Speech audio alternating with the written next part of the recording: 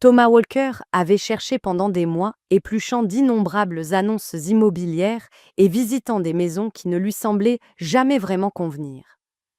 Puis, niché aux abords d'Asheville, en Caroline du Nord, il l'avait trouvée, une demeure majestueuse et historique, qui semblait lui chuchoter des promesses de soirées paisibles et d'un avenir longtemps imaginé, mais jamais construit. La transaction avait été rapide, presque trop rapide, au point de paraître suspecte. Mais Tom avait balayé cette idée. Pour lui, sortir sur la grande véranda et sentir la brise des montagnes suffisait. C'était la maison dont il avait rêvé. Il déposa un sac de provisions dans la vaste cuisine et les posa sur les plans de travail, en granit poli, qui étincelaient sous la douce lumière de l'après-midi. La maison exhalait une odeur subtile de cire et de vieux livres, comme si ses anciens propriétaires étaient mêlés partis précipitamment, tout en prenant soin de laisser chaque chose en ordre. Tom se servit un verre de vin, savourant le son du liquide qui emplissait le verre, puis il le leva doucement dans la pièce vide. « À ma nouvelle maison » murmura-t-il avant de prendre une première gorgée. Le tintement du verre contre le comptoir résonna faiblement, accentuant le silence qui régnait. C'était le genre de silence que Tom avait toujours désiré, calme, continu, ininterrompu. Mais à peine avait-il porté à sa bouche la première bouchée de son dîner qu'il se figea. Sa fourchette resta suspendue en l'air. Des pas, faibles mais indéniables, venant de l'étage. Il pensa d'abord au bois qui craquait, ou peut-être au vent qui s'infiltrait dans la vieille structure. Puis un autre bruit se fit entendre, le grincement mesuré d'un plancher. Tom posa sa fourchette avec précaution, le cœur battant plus fort à chaque seconde.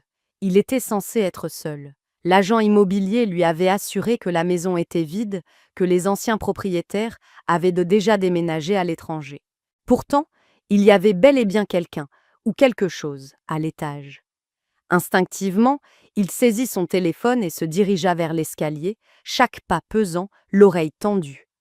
L'air semblait s'épaissir à mesure qu'il montait. Il entendait trop fort le son de sa propre respiration. En haut, le couloir s'étirait, sombre et silencieux. Pourtant, une porte était entrebâillée. Une lueur filtrait par l'ouverture. Tom tendit la main, hésita, puis poussa doucement. Sur le lit, à moitié assise contre les oreillers, se trouvait une femme.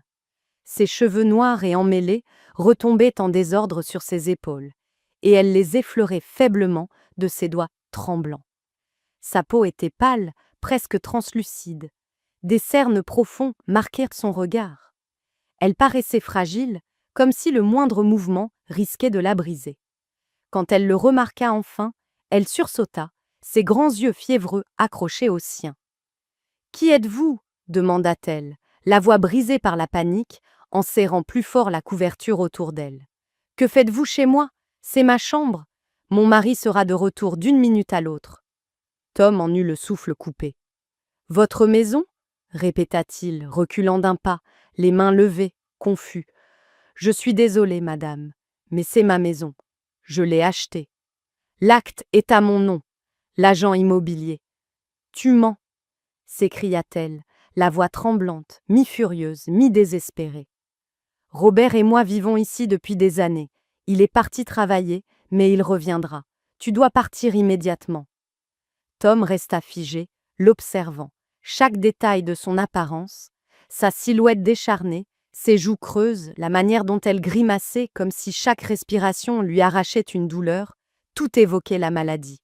Soudain, il comprit. Elle n'était pas une intruse. Elle était malade. Mais alors, pourquoi personne ne lui avait rien dit?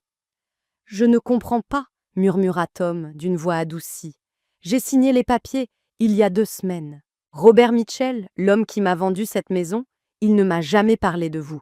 Il a dit qu'il partait à l'étranger. » Elle secoua violemment la tête, l'incrédulité se peignant sur son visage. « Ce n'est pas vrai. Robert est au travail. Il me l'a promis. Il a promis de prendre soin de moi. » Ses mots se heurtaient les uns aux autres. Sa respiration devenait haletante, presque désespérée. Elle porta une main à sa tempe, comme si la douleur dans sa tête venait soudain de devenir insupportable. « Tu as tort. Tu mens. Il ne ferait jamais ça. » Mais avant qu'elle ne puisse terminer sa phrase, son corps se relâcha.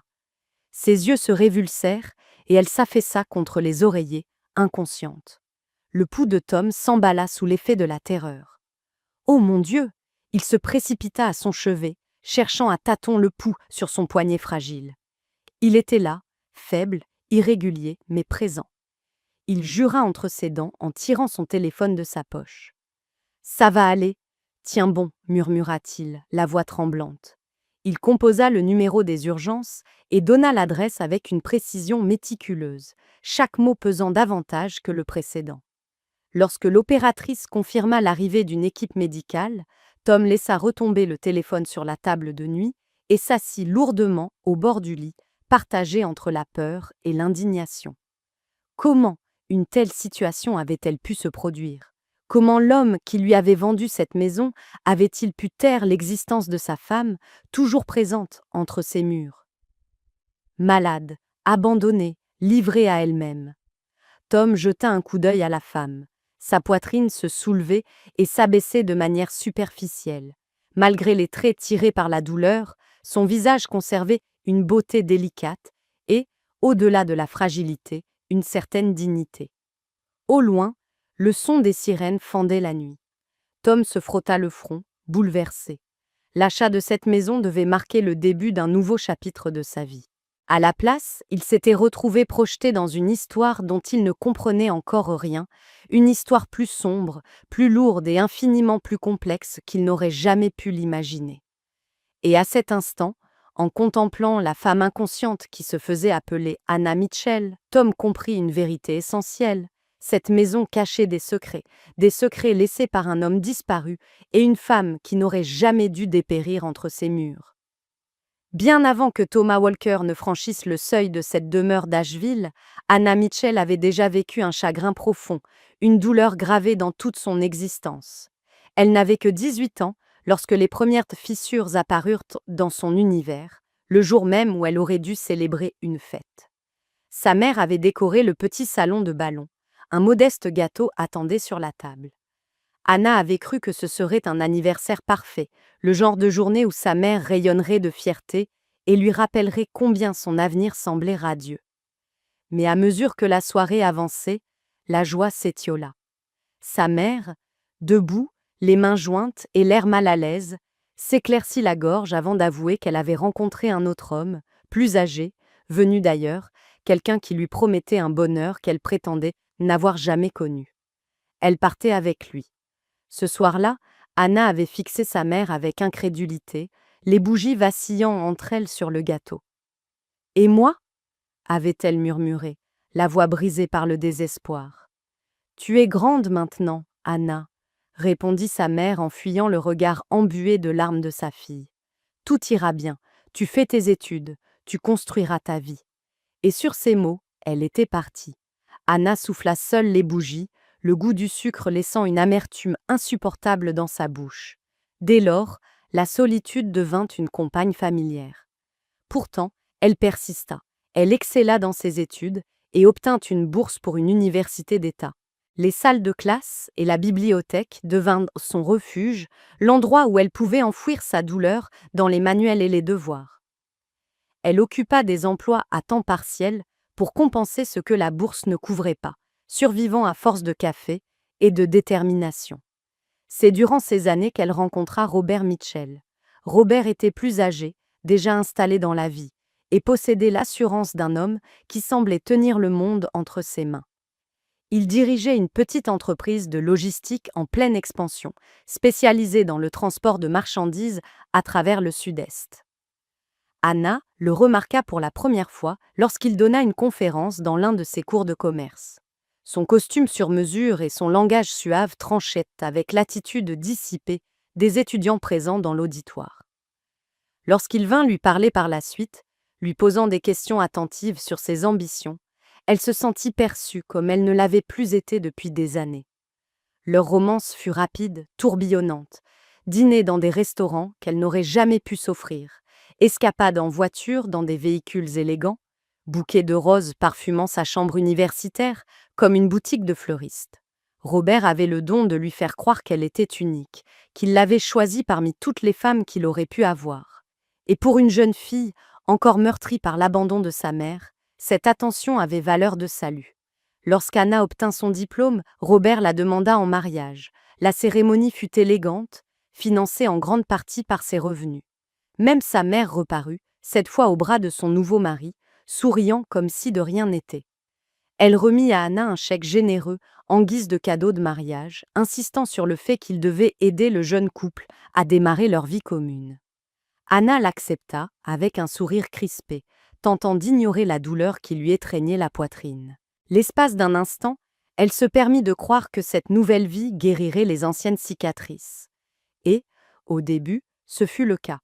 Robert se montrait attentionné, veillant à ce qu'Anna se sente chérie. Il parlait de fonder une famille, de voyager ensemble, d'un avenir lumineux où rien ne lui manquerait. Mais peu à peu, presque imperceptiblement, cette chaleur s'éteignit.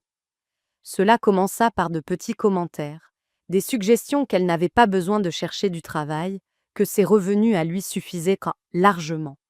Pourquoi se battre pour un emploi quand tu peux simplement t'occuper de notre maison, disait-il en souriant. Au début, Anna résistait. Elle rêvait d'une carrière indépendante. Mais le ton de Robert se durcissait à chaque discussion, et bientôt les suggestions devinrent des exigences. Au bout d'un an, elle avait renoncé à ses ambitions. Son quotidien se résumait à garder la maison impeccable et à s'assurer que le dîner soit prêt lorsqu'il rentrait. Les murs devinrent son univers, tandis que Robert s'épanouissait dans le sien, elle se rétrécissait dans le sien. Puis vint la maladie. D'abord des maux de tête, une fatigue qu'elle imputait au stress, mais les crises devinrent plus fréquentes, plus invalidantes.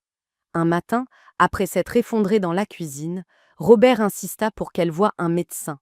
Le diagnostic fut sombre, nécessitant un traitement à la fois agressif et extrêmement coûteux. Robert était là au début, il l'accompagnait au rendez-vous, lui promettait qu'ils surmonteraient cette épreuve ensemble. Il réglait les factures et affirmait que son entreprise se portait assez bien pour absorber les dépenses. Pendant un temps, Anna le crut. Elle crut en eux. Mais au fil des mois puis des années, le poids de la maladie devint insupportable pour Robert. Ses visites à l'hôpital s'espacèrent, sa patience s'éroda. Là où il lui caressait autrefois les cheveux en lui murmurant des encouragements, il soupirait désormais bruyamment devant sa faiblesse. « Tu n'essaies le même plus », lança-t-il un soir où elle était trop épuisée pour terminer le dîner. Le corps d'Anna la trahissait, tout comme son mari. La maison, qui lui avait autrefois semblé un sanctuaire, devint une cage. La tension s'infiltrait dans chaque recoin, l'écrasait jusqu'à l'étouffer.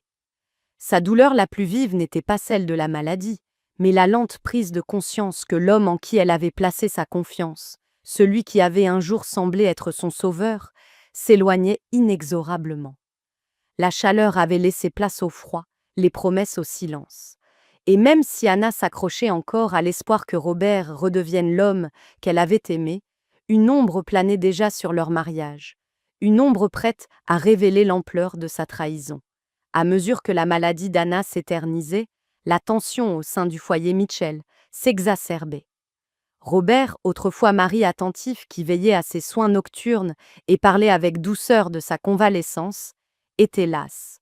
Le bruit de sa respiration laborieuse, l'accumulation des factures médicales, l'absence de la femme dynamique qu'il avait épousée, tout cela l'écrasait. Il commença à travailler plus tard, mais Anna soupçonnait que son retard n'avait rien à voir avec le travail. Le whisky devint son compagnon fidèle. Chaque soir, il rentrait à la maison imprégné d'alcool, la parole pâteuse, la patience épuisée. « Tu ne comprends pas ce que ça me fait !» s'écria-t-il un soir, les yeux injectés de sang, quand Anna osa lui demander pourquoi il empestait le bar. Elle porta une main à sa tempe, comme si la douleur dans sa tête venait soudain de devenir insupportable. « Tu as tort, tu mens, il ne ferait jamais ça. » Mais avant qu'elle ne puisse achever sa phrase, son corps se relâcha.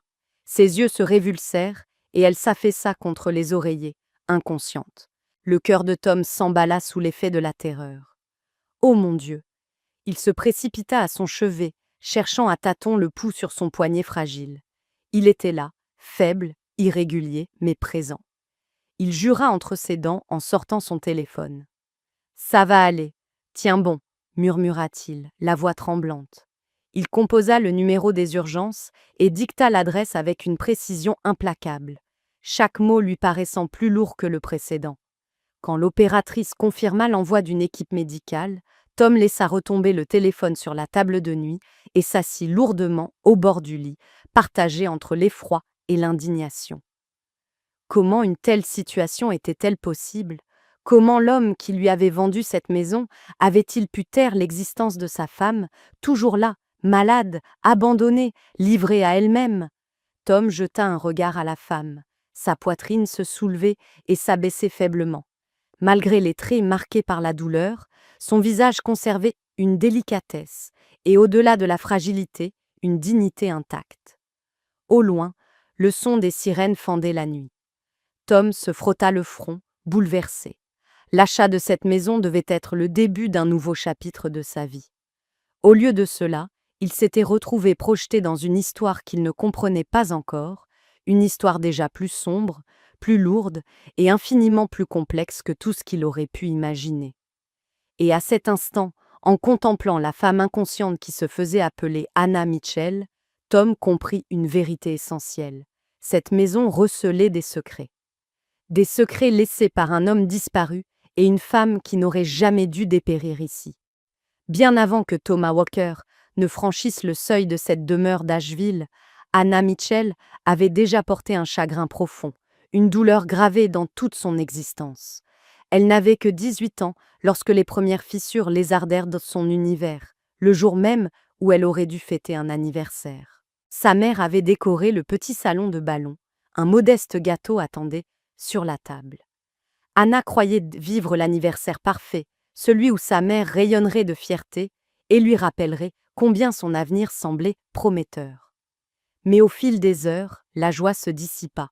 Sa mère, debout, les mains jointes, mal à l'aise, s'éclaircit la gorge avant d'avouer qu'elle avait rencontré un autre homme.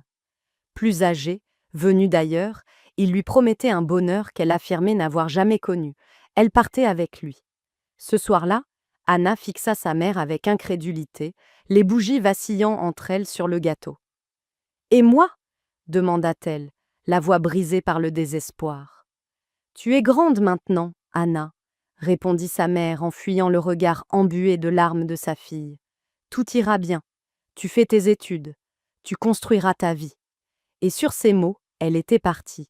Anna souffla seule les bougies, le goût du sucre laissant dans sa bouche une amertume insupportable. Dès lors, la solitude devint une compagne familière. Pourtant, elle persista. Elle excella dans ses études et obtint une bourse pour une université d'État. Les salles de classe et la bibliothèque devinrent son refuge, l'endroit où elle enfouissait sa douleur dans les manuels et les devoirs. Elle enchaîna des emplois, à temps partiel, pour combler ce que la bourse ne couvrait pas, survivant à force de café et de détermination. C'est durant ces années qu'elle rencontra Robert Mitchell. Robert, plus âgé, déjà installé dans la vie, possédait l'assurance de ceux qui tiennent le monde entre leurs mains. Il dirigeait une petite entreprise de logistique en plein essor, spécialisée dans le transport de marchandises à travers le Sud-Est. Anna le remarqua pour la première fois lorsqu'il donna une conférence dans l'un de ses cours de commerce. Son costume sur mesure et son langage suave tranchaient avec l'agitation des étudiants dissipés. Quand il vint lui parler par la suite, posant des questions attentives sur ses ambitions, elle se sentit enfin perçue comme elle ne l'avait pas été depuis des années. Leur romance fut rapide, tourbillonnante, dîner dans des restaurants qu'elle n'aurait jamais pu s'offrir, escapades en voitures élégantes, bouquets de roses emplissant sa chambre universitaire d'un parfum de fleuriste. Il parcourut une nouvelle fois les documents de vente jusqu'à trouver les coordonnées de Robert. Sa main se crispa sur le téléphone lorsqu'il appuya sur la touche d'appel. La sonnerie ne retentit qu'une seule fois avant qu'une voix douce et distante ne réponde. Robert Mitchell. Tom ne prit pas la peine des politesses. « Qu'est-ce qui se passe? J'ai emménagé dans la maison que je vous ai achetée et votre femme est toujours là. Elle est malade, elle tient à peine debout.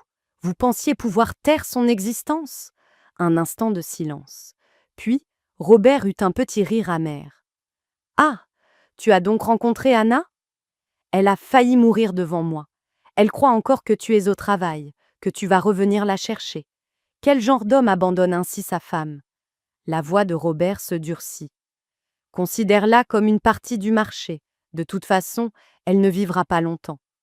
Tu as une maison, et bientôt tu l'auras libre. Fais d'elle ce que tu veux en attendant. Tom serra les dents. Tu t'entends parler? C'est ta femme? Non, répondit Robert d'un ton glacial. C'est un fardeau. Je l'ai porté assez longtemps. Maintenant, elle est à toi.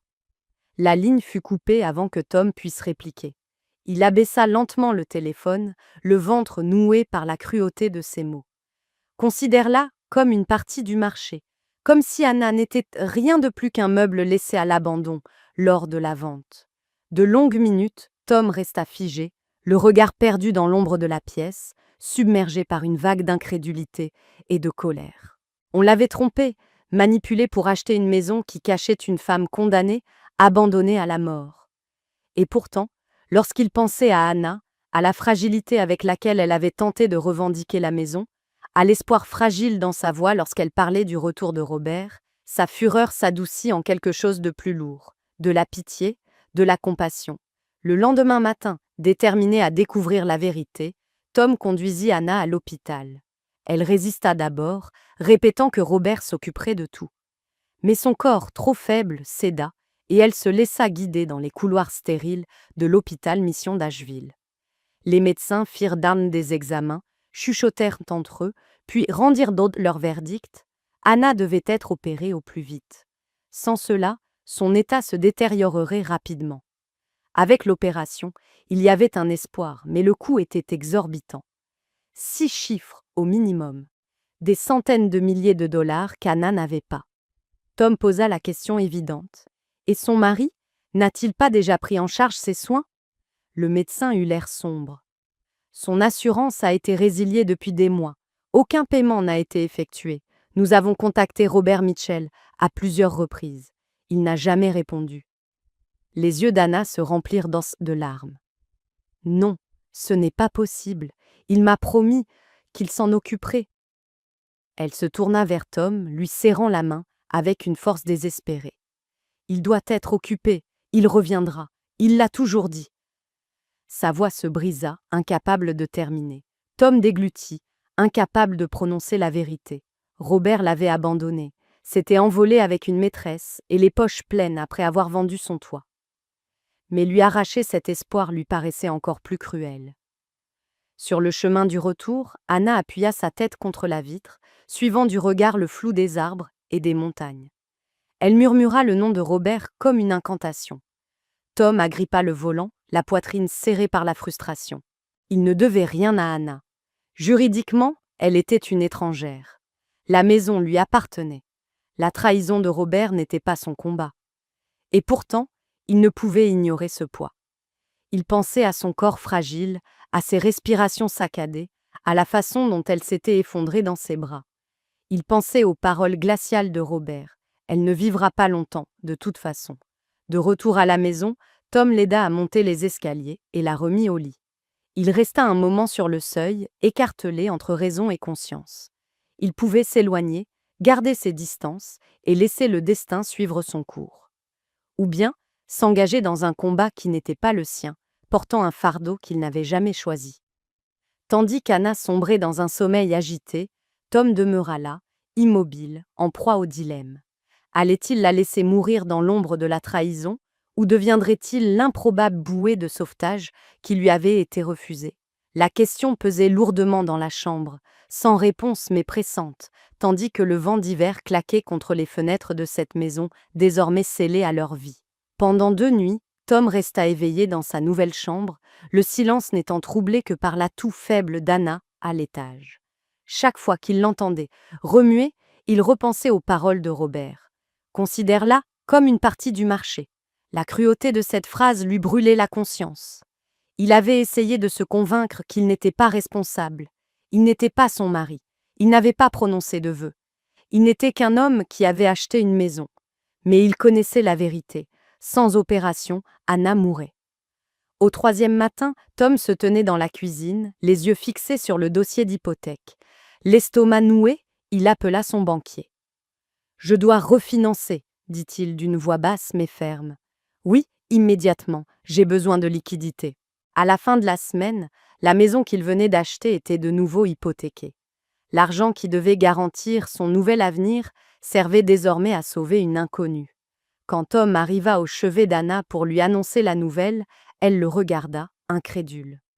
Tu ne peux pas, murmura-t-elle d'une voix brisée. C'est trop. Robert reviendra. Il l'a promis. Tom secoua doucement la tête, le regard fixe. Il ne reviendra pas, Anna. Mais tu n'es pas seule. Plus maintenant. Elle détourna le visage, des larmes glissant silencieusement sur ses joues. Le lendemain, Tom signa les papiers de l'hôpital.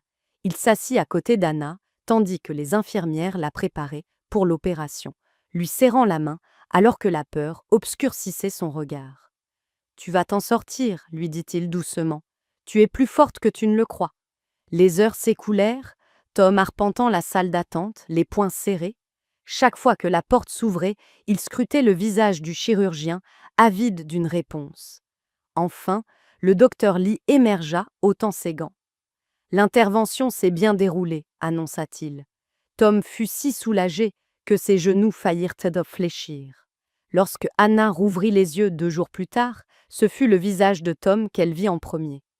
Elle cligna des paupières, les lèvres sèches et gercées. « Pourquoi ?» demanda-t-elle faiblement. « Pourquoi fais-tu ça pour moi ?» Il se pencha vers elle, la voix douce mais ferme. « Parce que tu mérites de vivre. » Dans les semaines suivantes, les forces d'Anna commencèrent à revenir, lentement mais sûrement. Chaque matin, Tom se présentait à l'hôpital avec du café pour lui et du thé pour elle. Il découvrit qu'elle aimait ses œufs brouillés, qu'elle préférait les stores entr'ouverts pour laisser passer la lumière, et que la musique classique apaisait ses nuits. C'est dans ces routines silencieuses que quelque chose bascula. Un matin, alors qu'il entrait avec un plateau de petit déjeuner, elle lui adressa un vrai sourire, faible mais sincère. Tom s'arrêta net, réalisant seulement à cet instant combien il avait désiré voir ce sourire. « Tu n'étais pas obligé, dit-elle doucement en désignant les œufs d'un signe de tête. « Je le voulais, répondit simplement Tom. Les jours se changèrent en semaines. Anna rit pour la première fois lorsqu'il renversa maladroitement un verre d'eau, jurant à voix basse en s'empressant de nettoyer. Elle le taquinait avec tendresse, et le son de son rire ressemblait à un rayon de soleil perçant après de longues années d'orage. Pourtant, sous ce bonheur fragile persistaient des ombres. La nuit, lorsque Tom restait assis près de son lit, il l'entendait parfois murmurer le nom de Robert. Elle s'accrochait encore aux fragments d'une vie perdue, comme si les lâcher revenaient à détruire la force qu'elle venait tout juste de retrouver. Un soir, tandis que les dernières lueurs du jour dessinaient les montagnes Blue Ridge par la fenêtre, Anna parla d'une voix tremblante. « Je ne comprends pas. Comment a-t-il pu partir ainsi ? Nous avons construit une vie ensemble. Je lui faisais confiance. » Tom resta silencieux. Il ne pouvait ni effacer la trahison, ni justifier la cruauté de Robert. Alors, simplement, il lui prit la main. « Parfois, les gens nous montrent leur véritable visage quand la vie devient difficile, murmura-t-il. Mais cela ne signifie pas que tu ne mérites pas mieux. » Anna lui serra la main en retour, les yeux brillants. Ce n'était pas encore de l'amour, mais c'était quelque chose, une étincelle de confiance, un lien fragile qui se formait au milieu des fissures. Quand les médecins la déclarèrent enfin suffisamment rétablie pour quitter l'hôpital, Anna n'était plus la femme que Tom avait trouvée effondrée dans la chambre de l'étage. Elle était encore maigre, toujours convalescente, mais ses joues avaient repris des couleurs et son sourire, rare mais sincère, trahissait une force nouvelle. Alors que Tom la poussait en fauteuil roulant vers les portes de l'hôpital et que l'air pur d'Asheville la caressait, elle se tourna vers lui avec gravité. « Je ne sais pas comment te remercier. »« Tu n'as pas à le faire, répondit-il doucement. Vis, simplement. » Et à cet instant, debout dans la lumière déclinante du jour, il était évident que leur vie s'était entrelacée d'une façon qu'aucun d'eux n'aurait pu prévoir. Tom avait sauvé son corps, mais peu à peu, il commençait aussi à sauver son cœur. Lorsqu'Anna fut assez forte pour rentrer, Tom la ramena chez elle. Non pas dans la maison froide et vide que Robert avait abandonnée, mais dans ce lieu désormais habité d'un souffle nouveau. Pour la première fois depuis des mois, Anna franchit le seuil sans craindre la solitude.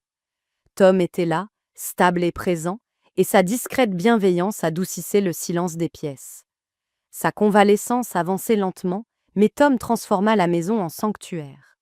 La cuisine, jadis emplie des reproches de Robert, embaumait désormais le pain chaud et le poulet rôti.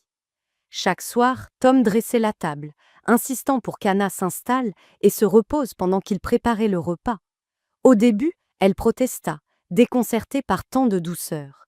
Mais un soir, lorsqu'il posa un bol de soupe devant elle et s'assit en face, un sourire aux lèvres, elle réalisa à quel point il s'était écoulé longtemps depuis qu'elle s'était sentie en sécurité chez elle. Les conversations fleurirent autour de ces repas. Ils parlaient non de musique, de souvenirs d'enfance, de rêves jamais confiés à personne. Tom avoua avoir toujours rêvé de fonder une famille, sans jamais trouver la personne idéale. Anna confessa combien la peinture lui manquait et comment la maladie lui avait volé son inspiration. Et au fil de ces longues conversations tranquilles, ils commencèrent à tisser un lien fragile, mais bien réel. Un soir, alors que la pluie d'automne battait les vitres, Tom mit en marche un vieux tourne-disque trouvé au grenier. Un doux jazz emplit la pièce. Il lui tendit la main. « Danse avec moi. » Anna rit nerveusement en secouant la tête. « Je ne peux pas, je vais tomber. »« Alors je te rattraperai, » répondit-il simplement. Elle se laissa guider, son bras entourait fermement sa taille, ses pas étaient le patient. Ils traversèrent lentement le salon, sa joue frôlant son épaule, enveloppée par la musique. L'espace d'un instant, Anna oublia sa fragilité et les années de solitude. Elle n'était plus qu'une femme, se balançant dans les bras d'un homme qui la voyait, pas sa maladie, ni son passé, mais elle. À la fin de la chanson, Tom ne la lâcha pas immédiatement.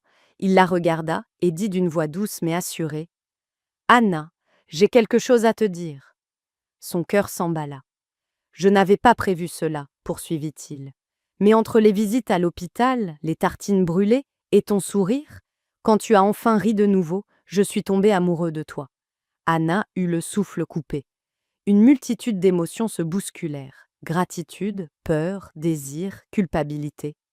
Tom, je ne sais pas si j'y arriverai. Mon mariage, mes vœux, même après tout ce qu'il a fait, une partie de moi s'y sent encore enchaînée. Le regard de Tom resta ferme. Tu ne lui dois pas ta vie, Anna. Tu es toujours là, et tu mérites mieux que d'attendre quelqu'un qui ne reviendra pas. Ses résistances s'effondrèrent face à la vérité de ses paroles. Elle luttait contre l'idée d'aimer à nouveau, craignant de trahir sa loyauté, de nier son passé. Mais en plongeant dans les yeux de Tom, elle comprit une chose qu'elle avait longtemps refusée. Robert avait déjà brisé ses vœux en vendant le sol sous ses pieds. Le lendemain matin, Anna appela son avocat. Les papiers de divorce, déjà signés par Robert lors de la vente de la maison, n'attendaient plus que sa signature. Les mains tremblantes, elle apposa son nom. L'encre signifiait non seulement la fin d'un mariage, mais aussi la fin d'une captivité. Quand elle posa la plume, elle expira profondément, comme libérée d'années de souffrance. Tom l'attendait dans la cuisine, 2 tasses de café fumaient sur le comptoir. Elle lui tendit les papiers, la voix tremblante mais assurée. « C'est fini. » Il sourit doucement et la serra dans ses bras. Puis ce fut le début. À partir de ce jour, leurs vies s'entremêlèrent plus ouvertement. Ils partageaient leur routine, leur rire et le réconfort tranquille de la compagnie. La présence de Tom transformait chaque instant banal, arroser les plantes, plier le linge, siroter du thé, en moments de tendresse. Quelques semaines plus tard, une lettre arriva. La mère d'Anna rentrait aux États-Unis après des années passées à l'étranger avec son nouveau mari. Cette pensée serra son cœur. Le souvenir de son départ, le jour de ses 18 ans, la blessait encore. Pourtant, le jour venu, elle se tint sur le porche aux côtés de Tom lorsqu'une voiture s'arrêta dans l'allée. Sa mère en descendit, plus âgée, les cheveux désormais grisonnants. Elle hésita, puis accourut, les larmes aux yeux. « Anna !» Elle la serra fort. « Je n'aurais jamais cru te revoir ainsi. Tu es vivante, tu es heureuse. » Anna la serra à son tour, la vieille blessure toujours présente mais adoucie par le temps. « Je le suis, dit-elle simplement, en jetant un regard à Tom qui se tenait près d'elle, empli d'une discrète fierté. Sa mère les observa, la compréhension se dessinant dans son regard. « Il est bon pour toi, dit-elle doucement, je le vois. » Pour la première fois depuis des années, Anna ressentit une paix fragile mais réelle. Elle avait été abandonnée, trahie, presque détruite. Mais là, avec le bras de Tom autour d'elle et la bénédiction de sa mère à l'oreille, elle comprit que des cendres de tout ce qu'elle avait perdu, quelque chose de nouveau, de beau, était né. Robert Mitchell avait autrefois incarné le succès, costume impeccable, entreprise florissante de logistique, réputation d'un homme capable de dominer chaque salle où il entrait. Mais lorsqu'il monta dans un avion à destination de l'Italie, chargé d'une brume cristalline, ce n'était pas l'ambition, mais l'évasion qui le guidait. À Florence, ils louèrent un somptueux appartement au plafond haut, avec des balcons ouvrant sur des rues pavées. Robert s'émerveillait d'une vie si éloignée des couloirs d'hôpital et des factures médicales. Cristal le traînait de boutique en boutique, l'incitant à acheter vêtements de créateurs, montres et bijoux. « Tu peux te le permettre, ronronnait-elle en caressant son bras. Pourquoi ne pas en profiter ? Et pendant un temps, Robert céda. Ils dînèrent dans des restaurants étoilés, burent d'un lot du champagne plus cher que le loyer mensuel de la plupart des gens, et participèrent à des fêtes saturées de rires et d'excès. Il se persuadait qu'il méritait cette nouvelle vie, qu'après des années à porter le poids de la maladie d'Anna, il avait gagné sa liberté. Mais l'argent, aussi abondant soit-il, disparaît vite lorsqu'il est gaspillé. En quelques mois, les fonds issus de la vente de la maison commencèrent à s'amenuiser. Les factures s'accumulaient, les créanciers appelaient. Robert les ignora d'abord, persuadé que d'autres revenus viendraient. Mais rien ne vint. L'entreprise qu'il avait laissée en Caroline du Nord dépérissait sans sa surveillance. Des contrats furent rompus, des employés démissionnèrent. Les revenus se tarirent. Cristal le remarqua bien avant qu'il n'accepte de l'admettre. Elle fronça les sourcils en le voyant hésiter devant une facture, ses yeux verts se plissant. « Tu disais que tu avais de l'argent, » lança-t-elle un soir en brisant son verre de vin sur le sol de marbre. « Je n'ai pas signé pour être ruiné. » Robert tenta de la rassurer, lui promettant que tout s'arrangerait, qu'il avait simplement besoin de temps pour reconstruire ailleurs. Mais Cristal n'avait jamais été patiente. Bientôt, ses appels chuchotés résonnèrent dans la pièce voisine, des messages qu'elle cachait. Puis, elle cessa de rentrer le soir. Le jour de son départ, Robert trouva l'appartement vidé de ses affaires, un parfum à peine perceptible, flottant encore dans l'air. Sur la table, une note soigneusement rédigée. « J'ai trouvé quelqu'un qui saura prendre soin de moi. Ne me cherche pas. » Robert apprit bientôt que ce « quelqu'un » était un riche homme d'affaires italien, capable d'offrir à Cristal la vie dont elle rêvait. Seul dans l'appartement, Robert contempla les placards vides et sentit les murs se refermer sur lui. Il tenta de l'appeler, sans succès. Il envoya des emails, la supplia de le voir, alla jusqu'à l'attendre devant l'hôtel où elle séjournait. Elle passa devant lui sans un regard, accrochée au bras d'un autre. Alors la réalité s'abattit. Il n'était plus l'homme d'affaires respecté, ni l'époux prestigieux. Il n'était plus rien. Son alcoolisme s'aggrava. Les jours se confondaient avec les nuits, passées dans des bars obscurs, un verre de whisky bon marché, à la main, marmonnant les injustices du monde. Les habitants cessèrent de lui adresser la parole, le voyant comme un étranger déchu, celui qui avait dilapidé sa fortune. Dans les heures calmes, quand l'alcool n'engourdissait plus assez, Robert pensait à Anna. Il se souvenait de sa voix douce, de la confiance pure dans ses yeux, confiance qu'il avait trahie. Il se souvenait des vœux prononcés, des promesses de la protéger dans la maladie comme dans la santé. Et surtout, il se souvenait du moment où il l'avait brisée, lui glissant un stylo dans la main tremblante pour la piéger et l'exproprier de son toit. La culpabilité le rongeait. Partout, il voyait son visage, dans les vitrines, dans les ombres de son appartement, jusque dans ses rêves. Elle apparaissait pâle, fragile, le regard rempli de douleur, lui demandant pourquoi il l'avait abandonnée. Il se réveillait haletant, trempé de sueur, cherchant une bouteille pour étouffer les voix. Mais aucune quantité d'alcool ne pouvait effacer la vérité. Il avait troqué une vie d'amour et de loyauté contre un mirage, et dans cet échange, il s'était détruit lui-même.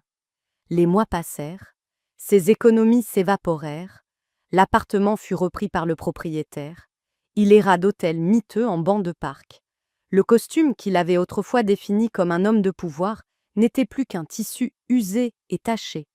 Ceux qui jadis le saluaient avec respect changeaient désormais de trottoir pour l'éviter. Le soir, assis sous le ciel italien, il écoutait les rires lointains et se demandait comment il en était arrivé là. Il pensait à Anna. L'attendait-elle encore ou avait-elle déjà tourné la page? Il pensait à la vie qu'ils avaient ensemble construite et à celle qu'il avait gâchée. Chaque jour qui passait alourdissait cette vérité. Même s'il revenait, même s'il suppliait, il était trop tard. Robert Mitchell, autrefois l'homme qui possédait tout, n'était plus qu'un fantôme de sa propre création, hanté, vide, irrémédiablement seul. Pendant ce temps, l'hiver s'installait sur Asheville. Les montagnes Blue Ridge scintillaient sous une fine neige éclairée par les lampadaires. À l'intérieur de la maison des Walker, la chaleur du foyer rayonnait. Les rires résonnaient dans les pièces, des sons qu'on n'avait pas entendus depuis bien trop longtemps. C'était le réveillon du Nouvel An.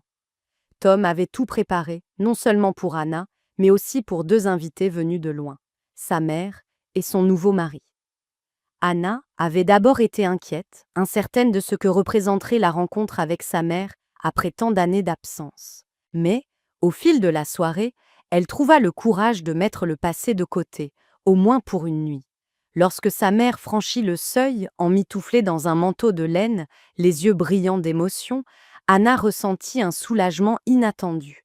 L'étreinte fut hésitante, maladroite même, mais lorsque sa mère murmura « Je suis si fière de toi », les années de distance semblèrent s'évaporer, juste assez pour laisser place à quelque chose de nouveau.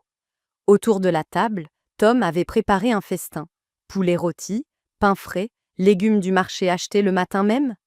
La maison brillait à la lueur des bougies, et l'air embaumait le romarin et l'ail.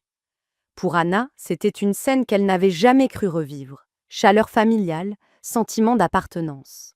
Le mari de sa mère racontait leur voyage, tandis que Tom versait le vin avec aisance et animait la conversation. Anna, par moments, se taisait simplement, savourant chaque seconde, émerveillée par le bouleversement radical de sa vie. Pas si longtemps auparavant, allongée dans un lit d'hôpital, elle doutait de voir un autre jour. Désormais, elle était entourée d'amour. Plus tard, quand les assiettes furent débarrassées et qu'une douce musique monta en arrière-plan, Tom guida Anna vers le salon. Sa main tremblait légèrement lorsqu'il fouilla dans sa poche. Anna retint son souffle quand il s'agenouilla devant elle, les yeux plongés dans les siens. « Anna », dit-il d'une voix posée mais vibrante d'émotion, « je n'attendais rien de tout cela en achetant cette maison. Je croyais ouvrir un nouveau chapitre de ma vie. Mais tu es entré dans la mienne et tout a changé. Tu m'as montré une résilience, une grâce et une force que je ne peux qu'admirer. » Il inspira profondément.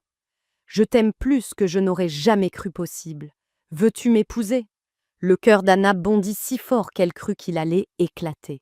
Des larmes lui montèrent aux yeux en contemplant l'homme qui l'avait porté dans ses heures les plus sombres, qui lui avait redonné non seulement la santé, mais aussi l'espoir. « Oui » murmura-t-elle d'une voix brisée. « Oui, Tom. » La joie explosa dans la salle. Sa mère applaudit en pleurant, son mari leva son verre. Tom glissa l'anneau à son doigt, et tandis qu'Anna le contemplait, ses larmes se changèrent en rire. Pour la première fois depuis des années, l'avenir lui semblait radieux. Pendant ce temps, à des milliers de kilomètres, Robert Mitchell s'affalait dans une chambre miteuse, une bouteille à moitié vide à ses côtés. Les échos de rire et d'amour qui emplissaient désormais la vie d'Anna n'étaient pour lui qu'un souvenir lointain, noyé dans le regret. Crystal avait disparu, sa fortune aussi, et il ne lui restait que les fantômes de ses choix. Il pensait souvent à Anna, non pas avec amour mais avec tourment, sachant qu'elle avait trouvé le bonheur sans lui, sachant qu'il avait détruit la seule chose de bon qu'il avait jamais eue. Le contraste était saisissant, là où Robert était consumé par la solitude, Anna était entourée de chaleur et de famille. Là où il affrontait le vide glacial de sa trahison, elle se tenait au seuil d'un nouveau départ. Alors que l'horloge approchait de minuit, Tom et Anna sortirent sur le porche.